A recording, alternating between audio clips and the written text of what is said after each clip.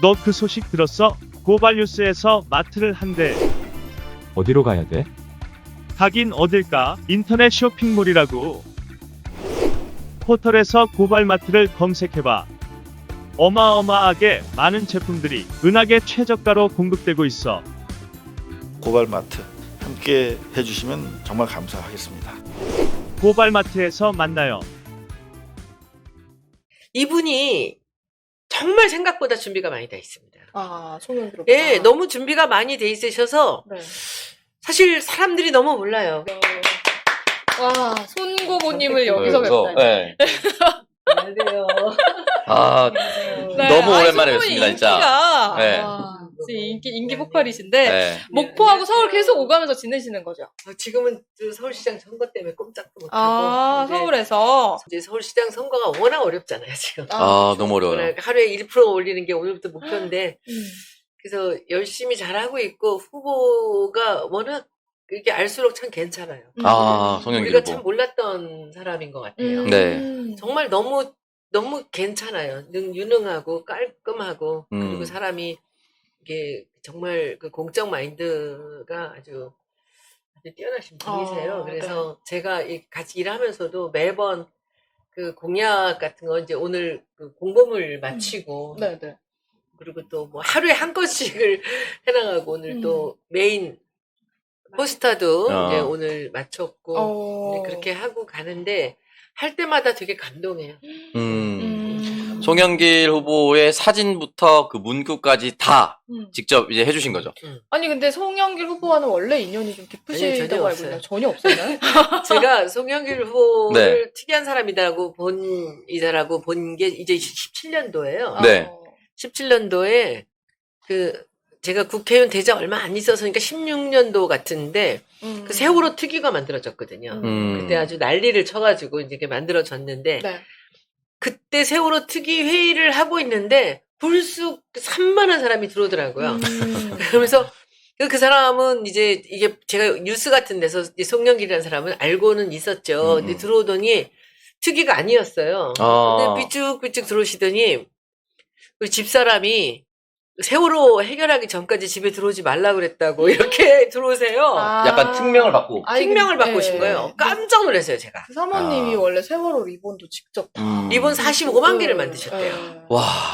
그리고 그렇습니다. 지금도 그 집을 사지 말자, 갖지 말자라고 했던 것이 네. 사모님이에요. 아. 결혼의 약속이 아주 놀라운 일인데 결혼 때 이제 그 운동권에 그 선후배를 만났는데 네. 누가 선배게요? 사모님이 선배세요. 아. 연상이에요. 연상의 누나, 이대 누나하고 연애를 했는데 네. 그 둘이서 이제 연애를 하다가 잘 맞아서 이제 또 송영길 후보께서는 늘 이렇게 얘기하세요.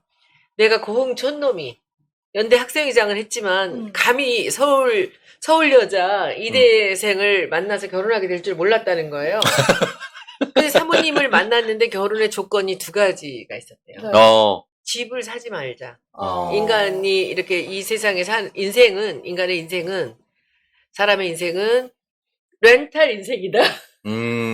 어차피 살다가 없어져야 되는데 인간들이 너무 많은 것을 남기거나 이 땅에 오염을 시키고 가면 안 된다. 그래서 우리는 첫째 집을 갖지 말자. 둘째 애를 낳지 말자. 애는 그렇게 해서 오케이 흔적을 남기지 말자였대요. 예. 그래서 그렇게 약속을 하고 결혼을 했는데 집은 뭐 그때부터 지금까지 안 갖고 계세요. 24평짜리 인천 전세 사셨어요. 아. 요번에도 보니까 공범을 보니까 5억 7천 몇백만 원이 재산의 모두예요.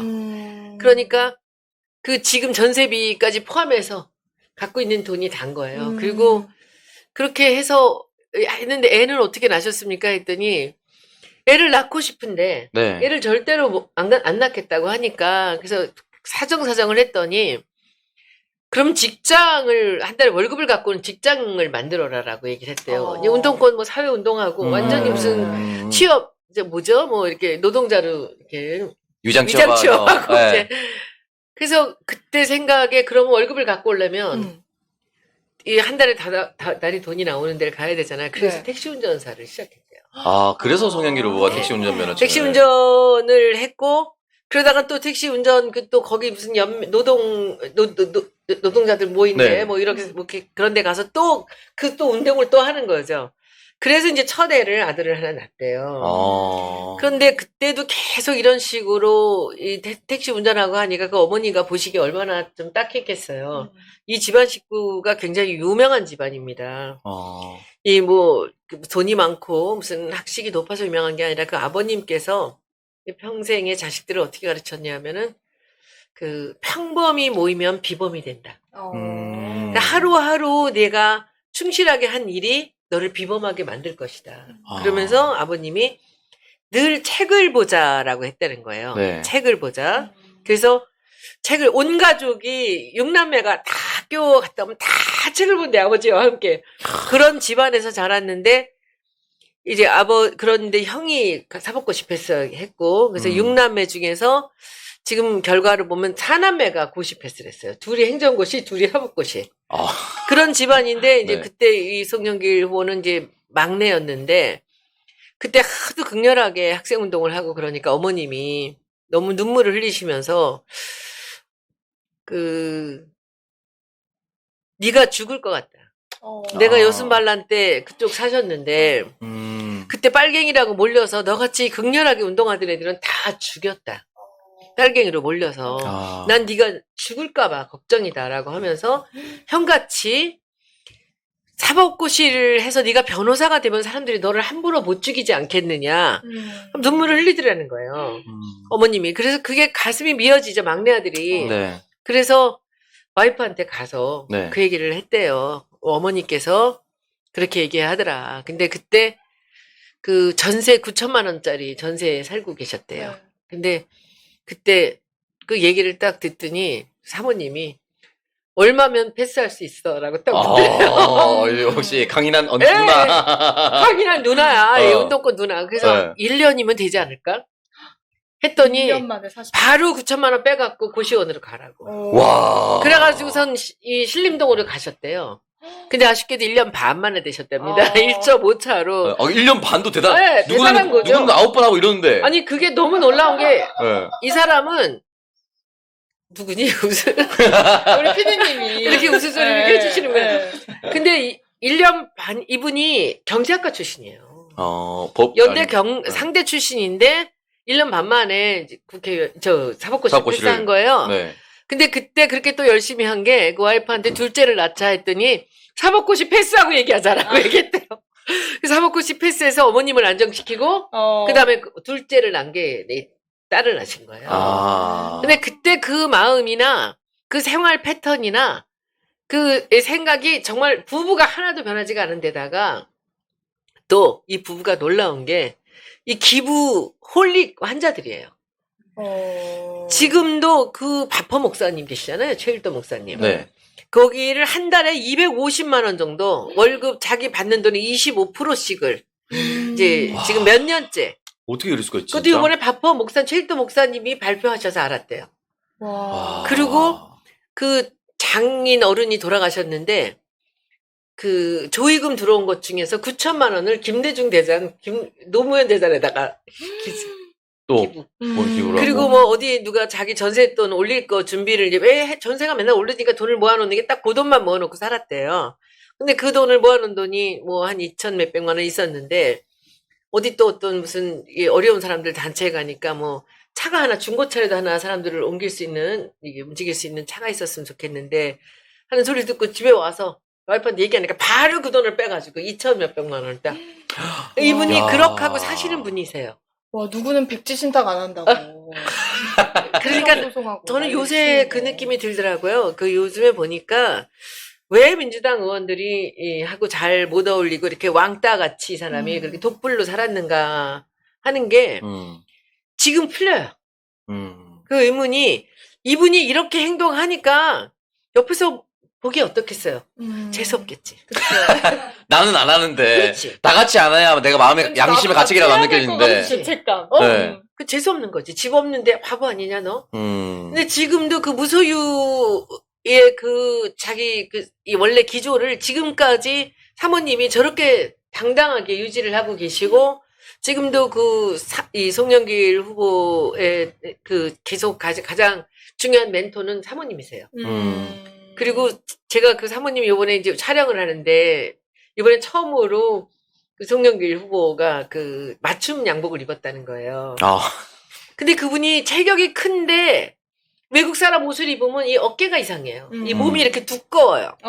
체격이 큰데 그 대신 옆통이 옆통이 좀 크니까 이걸 옷이 기성복이 어깨가 이상해요. 네. 근데 어깨가 이상하다 하면서 이제 맞췄는데 그 맞춤 양복 동대문 시장에 네. 맞춤하는 그분이 전태일과 함께 청계천 생활을 시작하셨던 분이에요. 아. 그분이 하시는 말씀이 이분 어깨가 이렇게 돼 있기 때문에 그 옷을 그렇게 만들어야 된다는 거예요. 이렇게 뒤에서 이렇게 굽어 있는 거예요. 아. 그래서 그렇게 맞춰 놓으니까 요즘에 양복 빨 빨이, 엄청나잖아요. 아, 네. 그러니까 맞춤. 그래서 그거를 맞추면서 이제 거기 그 도와주시는 옷들 이렇게 하는 분들 봤는데 그분이 그 옷장을 보니까 사모님 옷이 사철 앞에서 요만큼이래요.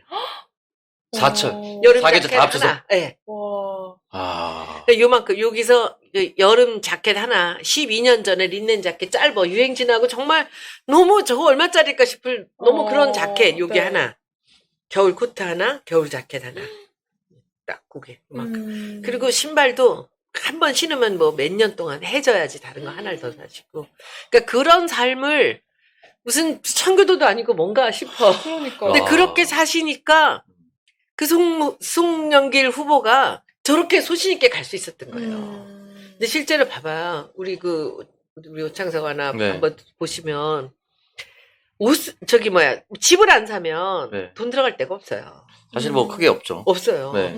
근데 집이라는 게 저는 요번에 송영길 후보 보면 저도 생각을 많이 해봤어요.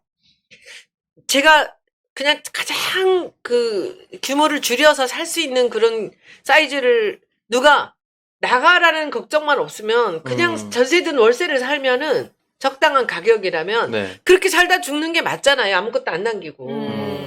그렇게 살고자 하는 사람들이 많습니다, 생각보다. 또. 그렇죠. 네. 근데 그게 왜냐하면 우리나라는 그 임대라든지 전세 월세 집들은 이 수준에 맞게 가면 좀 우리 같이 조금 그래도 살만한 사람들이 월세를 간다고 했을 때 사회적 인식이 뭔가 무슨 망해서 가나 이런 것도 있겠지만 맞아. 이렇게 월 돈을 벌어서 월세를 낸다는 것 자체가 우리는 아깝죠. 있을 수가 없는 일이에요. 그게.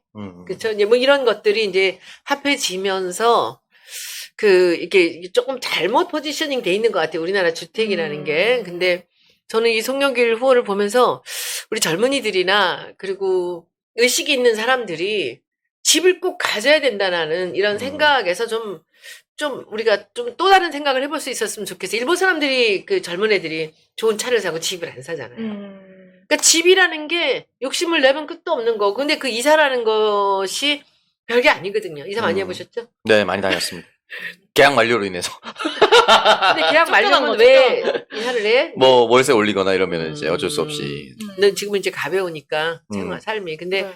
그런 식으로 요번에 저도 느끼는 바가 너무 많습니다. 그리고 사모님 뵈면서도 맞아 우리가 이렇게 갖고 있다고 해서 영원히 사는 게 아니거든요. 그렇죠? 맞아요. 네. 그런데 이렇게 뭘 갖는다는 것에 이렇게 집착을 한다는 것이 참 의미 없는데 이분 말씀이 맞구나.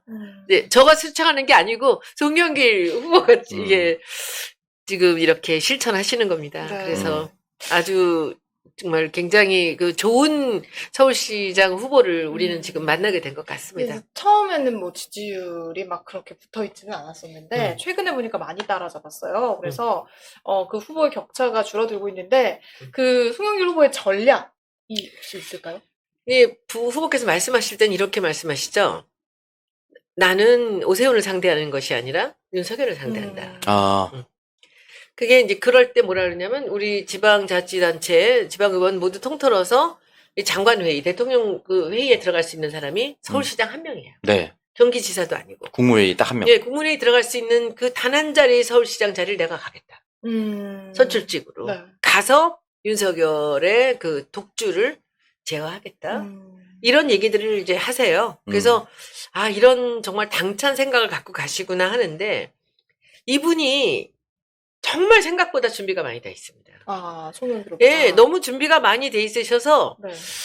사실 사람들이 너무 몰라요. 그래서 이제 제가 내일부터는 이 송영길은 어떤 사람이에요? 우리가 모르는 송영길의 네. 그런 전략 같은 것들 이런 얘기를 쭉 좀 해보려고 하는데 이분이 그 노무현 대통령을 도와서 한미 FTA를 그 단장을 일하신 분이에요. 지금 우리가 한미 FTA를 어떻게 평가하죠? 지금 다 긍정적으로 다 평가하는데 그 그게 당시는 없었다면 네. 지금 우리가 G8에서 G5까지 올라가는 이 일은 없었을 거라는 거죠. 그 한미 FTA에 있었던 그 개방 정책 네. 여기서부터 시작했다는 거죠.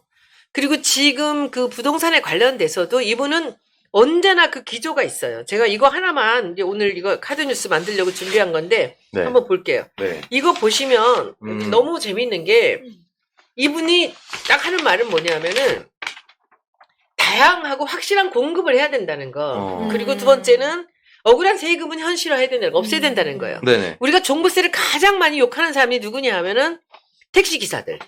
그리고 시장에 있는 좌판 아주머니들도 종부세는 나쁜 세야. 자기하고 관계가 없는데도 불구하고 종부세에 대한 그 개념들이 그 희망과세. 그렇지요. 그래서 이런 것들 그리고 이분이 하시는 것이 그 다음에는 이제 금융 규제를 완화해야 된다는 거죠. 젊은 사람들이 집을 사기 위해서는 네, 맞습니다. 이 세 가지는 오래전부터 했던 얘기예요. 그리고 이제 그 다음에 너무 재밌는 거는 저는 이분이 한 이 얘기가 너무 좋아요. 국민이 원한다면 네. 부동산 공급은 의무라는 거예요. 국민이 원한다면. 네. 그리고 국민이 거부한 세금은 죄악이라는 얘기예요. 그쵸? 네.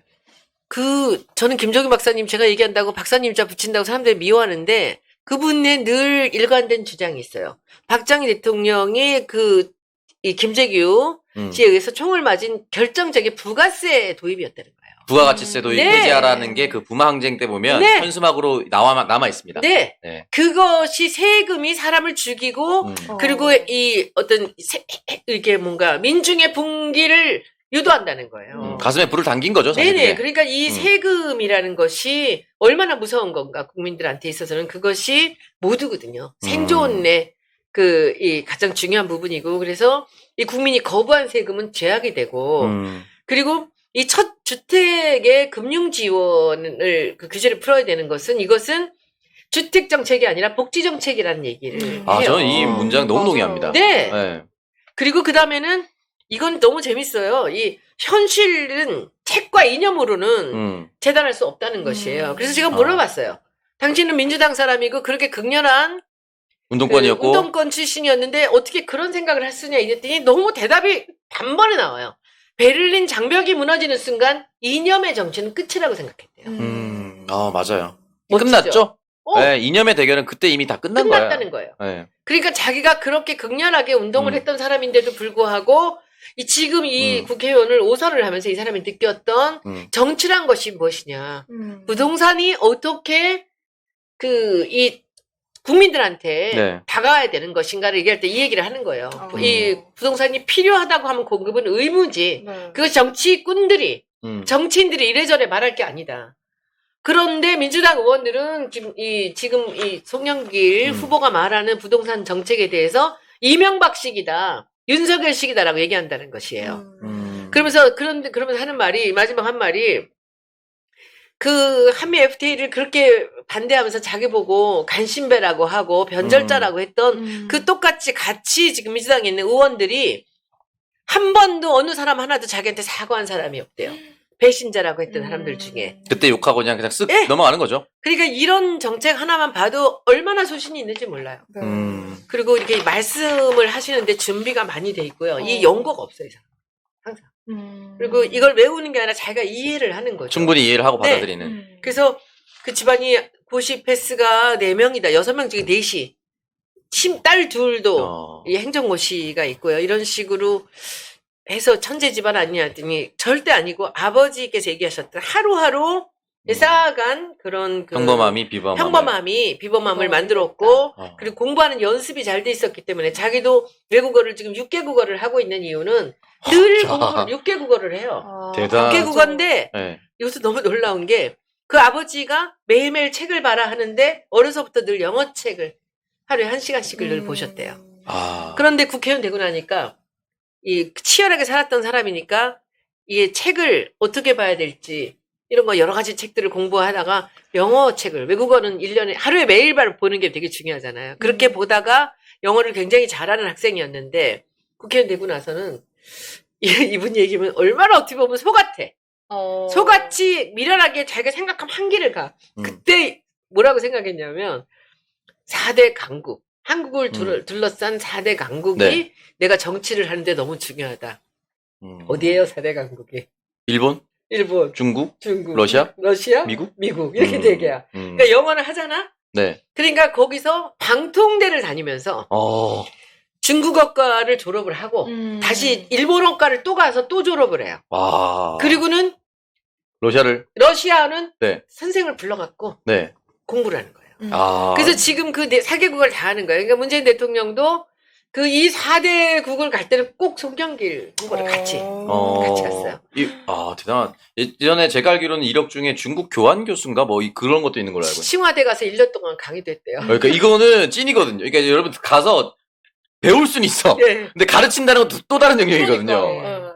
그건 아마 시장 떨어지고 남는 시간에 아마 했지 않았을까? 공부 좋아하는 양반이 떨어졌으니까 시간이 얼마나 많아요. 그러니까. 네. 그러면서 러시아 공부하고 이제 그렇게 했는데 진짜 놀라워요. 그리고 그것을 자기가 이제 외국어를 한다고 해서 그 외국어가 일상인 거예요, 이 사람은 그냥. 공부를 해서 잘나는 척 할 것도 아니고 그러니까 그걸 갖고 자기가 인천시장을 하면서 뭘 했느냐면 세계 4개국 4개 그 대학인가? 네. 5개 대학을 송도로 인천으로 들어오게 했어요. 분교를. 그때 유치를 했구나. 그때 한 거예요. 그리고 지금 유명한 체드윅도 그때 들어갔나? 체드윅을 그때 이 양반이 유치한 거예요. 체드윅은 대학이 아니라 유치원부터 고등학생까지. 네, 맞아요. 그 체드윅에서 지금은 거의 아이비리그로 하버드 무슨 코넬이다 뭐 예일 대학을 네. 1년에 몇 명씩 들어간대요. 그 체드윅이 그거를 송영길이 유치한 거예요. 그리고 송도를 저렇게 국제도시로 만드는 네. 것도 네. 송영길이야. 그러니까 이 사람이 한 일이 너무 많아요. 그렇죠. 너무 한동훈보다 고마워야겠네요. 한동훈 영어 잘한다고 그걸 윤석열 영어를 못 하시나 봐요. 그러니까 그게 그래도 고시를 오래 공부하셔서 영어는 좀 있잖아. 그래도 네. 한동훈 이게 뭐 우리나라 판사 검사는 이렇게 중간에 1년씩을 이렇게 외국에 보내서 1년인가 2년인가 네. 로스쿨 가게 하고 해요. 그러니까 우리나라 사법고시 패스한 사람들은 로스쿨 금방 마치니까 네. 거기 가서 애를 낳은 건가 봐요. 그러니까 애가 거기 이중 국적자로 돼가지고 네네. 거기서 공부를 하고 왔다는 거죠. 그렇게 나 국가 돈으로 나가서 공부하면 뭐 네. 얼마나 좋을까? 그러니까 부럽네요. 송영기는 저기 한번 유학도 한 번 안 하고서는 6개 국어를 하면서 칭화대 교수까지 1년을 했는데 그쵸? 그래서 그런 면이 어떻게 보면은 이 서울 사람들 또는 이제 강남 사람들이 가장 이게 꿈꾸는 거죠. 아이들을 저렇게 자연스럽게 공부를 잘하게 만들 수는 없을까? 일상적인 평범이 비범이 되는 그런 이 삶을 살고 있는 우리 시장 후보를 많이 좀 관심 갖고 봐주셨으면 좋겠습니다. 사실 서울시가 핵심입니다.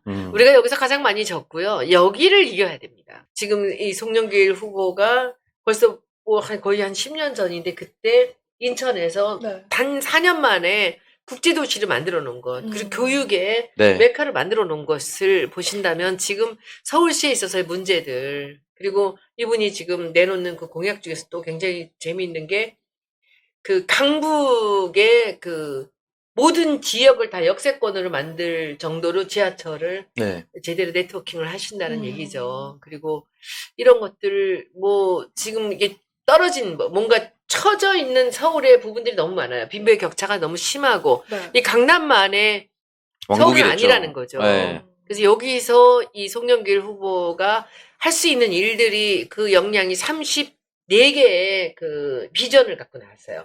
혁신 서울을 만든다는 네. 이 부분도 아주 볼만합니다. 제가 우리 이 커뮤니티 같은데 한번 쭉 이제 계속 이걸 쇼츠로 만들 생각을 하고 있습니다. 그래서 여러분들 절대 서울시 송영길 후보에게 네. 눈을 놓치지 마시고 시선을 떼지 마시고 우리 이재명 후보들에서 다시 여러분들이 또 에너지를 같이 얻고 신나게 가시겠지만 지금 제일 중요한 것은 지금 서울과 경기입니다. 이 서울 경기만 잡고 그리고 이재명 후보가 개항해서 네. 다시 원내로 진입을 한다면 우리는 이제 전열을 재정비하고 네. 다시 싸울 수 있는 거죠. 그래서 이 셋은 반드시 봐야 되는데 그 중에 핵심은 서울입니다.